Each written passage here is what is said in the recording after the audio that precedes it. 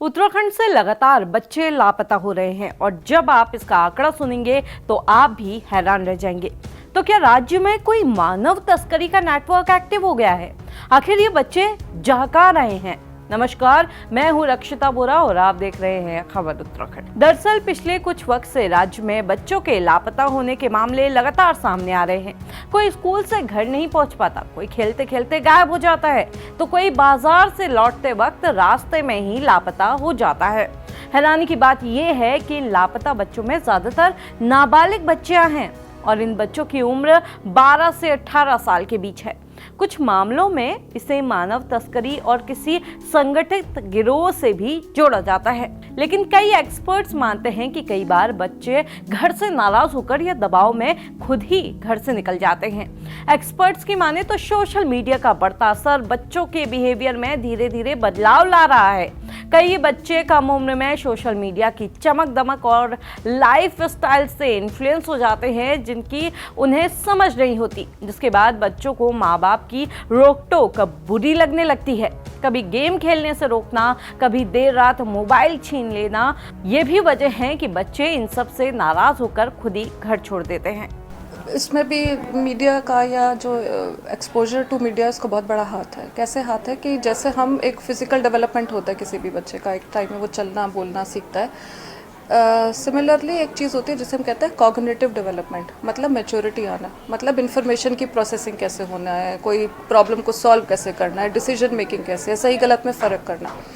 अब प्रॉब्लम क्या है, समस्या ये हो रही है कि बच्चे की उम्र तो या कॉग्निटिव मैच्योरिटी तो एक टाइम पर ही आएगी, लेकिन क्योंकि सोशल मीडिया और मीडिया में कंटेंट पे कोई कंट्रोल नहीं रहा है, तो बच्चे जो भी कंटेंट देख रहे हैं वो उसको प्रोसेस नहीं कर पा रहे हैं। मतलब जो वो एक उम्र में वो कंटेंट नहीं देखना चाहिए या वो उसके लिए अभी उस लायक नहीं है कि इसे प्रोसेस कर सके, तो ये एक बहुत बड़ी समस्या आ रही है। अब वो अपनी जितनी भी मैच्योरिटी है उस हिसाब से कर रहे हैं, तो कई बार इंटरप्रिटेशन जो होनी चाहिए या जो समझ होनी चाहिए या वो कितना सही है या गलत है, वो बच्चे नहीं समझ पा रहे हैं इस चीज़ को।